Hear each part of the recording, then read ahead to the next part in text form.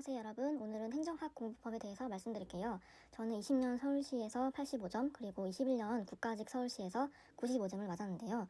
이렇게 안정화된 점수를 받을 수 있었던 그런 방법에 대해서 공유하고자 합니다. 김준규 선생님의 커리큘럼을 따라가면 어느새 고득점이 완성된다는 느낌을 받았어요. 먼저 오래 강의를 하셔서 노하우가 많으시잖아요. 그래서 자주 틀리는 유형에 대한 정리가 빠르십니다. 그리고 행정학은 양이 정말 방대한데 그 방대한 양을 압축해가는 과정에서 정말 중요한 내용만 압축한다는 느낌을 받았어요. 그리고 기출문제가 7급과 9급으로 나누어져 있어서 기출문제에 대한 부담을 좀 더 줄일 수 있었습니다. 이제 단점인데요. 단점은 졸립다는 것 같아요. 근데 공부가 항상 재밌고 즐거울 순 없으니까 이거는 어떻게 보면 감안해야 되는 문제인 것 같습니다. 다음으로는 제가 들었던 강의인데요. 맨 처음에는 이 얇은 교재로 얼리버드 이론을 들어주었고요. 그 다음부터는 선행정학 개론이라는 기본서를 가지고 A, B, C, D급으로 나눠져 있는 이론 강의를 들었습니다. 그리고 이해독할 때는 기출문제도 사서 같이 병행을 했습니다. 그리고 저는 기출문제 강의는 따로 들어주진 않았고요. 시험이 다가왔을 때 압축 강의를 들었고, 그리고 제가 잘 들었다고 생각하는 강의는 헷갈리는 개념 강의인데요. 지금은 파이널 2022 김준규 선행정학 헷갈리는 개념 총정리라는 이름으로 강의가 있네요. 앞에서 말씀드렸던 것처럼 기출문제는 교재만 풀었고 강의는 듣지 않았고요. 그리고 시험 전에는 워낙 양이 많다 보니까 더 늘리기보다는 줄이자는 그런 마음으로 압축 강의를 들었던 것 같습니다. 그리고 제가 듣기 잘했다고 느끼는 강의는 헷갈리는 개념 정리 강의인데요. 이 강의를 들어줌으로써 고득점이 가능했다는 느낌을 받았습니다. 가장 먼저 봤던 책은 아까 말씀드렸던 그 강의랑 같이 이 선행정학 필기노트를 가지고 공부를 했는데요. 이때는 기출문제도 없고 이 책만 봤기 때문에 비교적 부담이 덜했고 굉장히 컴팩트하게 정리를 한 느낌이 들어요. 그래서 보시면은 이렇게 나와 있는데 어디 부분에 중요한지 여부 등을 이렇게 표시를 해주십니다. 그래서 이런 것을 보면서 이런 내용이 이제 앞으로 내가 배울 것이구나 라고 간단하게 이제 공부를 할 수 있었던 그런 책이었습니다. 책이 두 권으로 제가 공부할 땐 두 권이었고 이제 보면은 일단 기본서를 보면은 이렇게 공부 내용에 앞서서 등급이 나눠져 있습니다. 지금 신제도로는 A 등급이죠. 이 등급은 빈도수도 많고 그만큼 더 문제를 여러 유형으로 내기 때문에 조금 더 꼼꼼히 봐야 하는 부분이라고 생각하시면 돼요. 그래서 이렇게 공부를 할 때 다른 B, C, D 등급보다는 더 표시가 더 많이 된 모습을 볼 수 있습니다. 그리고 특히 이러한 행정학은 이러한 비교를 하는 문제들이 많이 나오는데요. 이렇게 한눈에 알아볼 수 있게 표로 정리가 되어 있으면 특히 어떤 차이가 있는지 그리고 키워드 중심으로 외워두면 문제를 풀 때 더 도움이 많이 됩니다. 네, 상대적으로 C 등급은 그렇게 중요하지 않다, 이렇게 많이 나오진 않는다라고 가정을 했을 때 앞에 A 등급보다는 많이 필기가 덜 되어 있는 모습을 볼 수가 있습니다. 자, 그래서 강의를 듣고 이렇게 필기를 처음엔 했고요. 두 번째 강의를 들을 때는 기출문제를 병행을 했는데요. 여기도 볼 수 있듯이 A급, B급 문제에 집중하자라고 써 있습니다. 앞서 말씀드렸던 것처럼 이렇게 행정학은 양이 너무 많기 때문에 너무 다 알려고 하는 건 사실 욕심이었던 것 같아요. 그래서 아까 지금 보시면은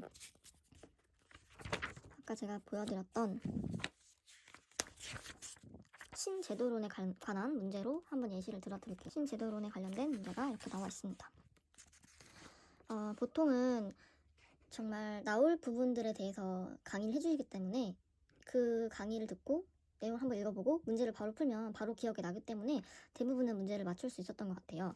근데 이제 이렇게 제가 맞았더라도 조금 헷갈리면은 위에다가 세모를 치고 2번, 5번은 조금 헷갈린다라는 표시를 해두었죠.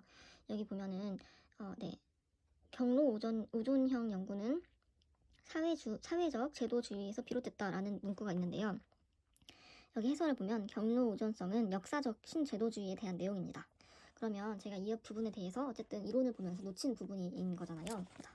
여기 역사적인 신제도주의는 경로 우존성이 있는데 여기 역사적인 특수성 옆에 가로치고 경로 우존성 있죠. 이렇게 각 키워드들이 나와 있는 것을 주의를 해야 하는데요. 여기 보면은 제가 경로 오존성에 대한 것을 조금 이제 놓친 거겠죠. 그래서 이제 이 문제를 풀 때마다 제가 놓친 부분들이 있으면 다시 기본서로 가서 형광펜을 치거나 또 이렇게 검은색 컴사 같은 펜으로 표시를 하면서 이 부분을 놓치지 않으려고 하는 모습입니다. 또 한 지문에서 선생님이 강조하시지 않은 내용 중에서도 또 제가 틀린 부분이 있으면 이렇게 따로 검은색 컴사로 기출문제에 나온 부분을 표시한 모습입니다. 기출문제와 기본서는 이런 식으로 반복을 했고요.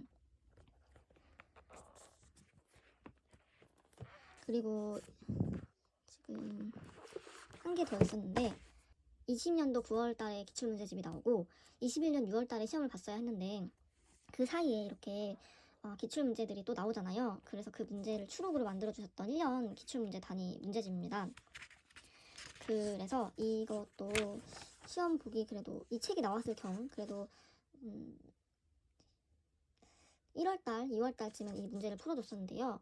이 문제는 회독을 할 시간이 별로 없다고 느껴서 이렇게 풀자마자 바로 체크하고 기본서에 옮기는 그런 작업을 했고요. 이 문제들 중에서 조금 새로운 유형의 문제들이 좀 많았을 거예요. 그런 유형의 문제들은 틀리자마자 바로 기본서에 옮겨놨던 것 같습니다. 그리고 제가 아까 헷갈리는 개념을 정리를 한 종이가 있다고 했잖아요. 헷갈리는 개념에 대한 강의를 들으면서 개념 정리를 한 내용인데요. 다 적진 않았고 그 내용을 좀 요약하면서 적으려고 노력을 했던 것 같아요. 그 중에 이 한 가지 예시를 보여드릴게요. 먼저 저도 이걸 보면서 헷갈리는 것을 많이 정리를 해 나갔는데요. 여기 보면 기술성에 대한 개념이 기술적인 행정이 아니라는 내용이 이제 있잖아요. 이 부분은 지금도 생각이 나는데 이거는 정말 제가 헷갈리더라고요. 그래서 이거를 이제 여기다가도 적어서 나서 봤지만 보면 이렇게 포스트잇으로도 정리를 하고 과학과 기술이 뭐가 다른지 이런 부분들을 좀 많이 정리해 보려고 노력을 했던 것 같아요. 그리고 또 여기 보면은 여기에도 과학성과 기술성의 연계라고 하여서 제가 기출문제에서 많이 틀렸던 부분들도 이렇게 컴사 같은 펜으로 표시를 했지만 이렇게 생소해서 헷갈려서 또 틀릴 것 같은 문제에 대해서도 검은색 펜서로 체크를 해놓고 알아가려고 했습니다. 그래서 이 기본서에는 문제에서 많이 틀린 것도 검은색 펜서로 체크가 됐지만 이렇게 헷갈리는 개념에 대한 내용도 끝까지 이해가 될 때까지 이해가 안 되면 외울 수 있을 정도로 표시를 해놓았던 것 같습니다. 행정법에서 말씀드렸던 것처럼 행정학도 최근 5개년을 풀면서 놓치는 문제들이 많더라고요. 그래서 제가 기출문제를 바탕으로 결국에는 정말 모르겠는 문제들 위주로 이렇게 정리를 해나간 모습입니다. 그래서 보면은 신공공관리론 중에서 제가 계속 틀렸던 부분에 대해서 이렇게 써놓은 부분인데 정부는 공급자 역할을 하는 게 아니다 라는 부분을 별표를 쳐놨죠. 이 부분이 계속 지문으로 나오면서 제가 틀렸던 부분일 거예요. 그래서 이런 식으로 정리를 해놓고 시험장에 가서 이제 마지막 10분 정도에는 이걸 보면서 정리를 할 수 있었습니다. 그런데 행정학은 워낙 외울 부분이 많기 때문에 사실 이것이 아니더라도 외울 게 많고 또 이게 중요하지 않을 수도 있었지만 결국에는 내가 이것밖에 모른다 라는 생각을 가지고 시험장에 들어가니까 마음이 한결 편해졌던 것 같아요. 좀 도움이 되셨을까요?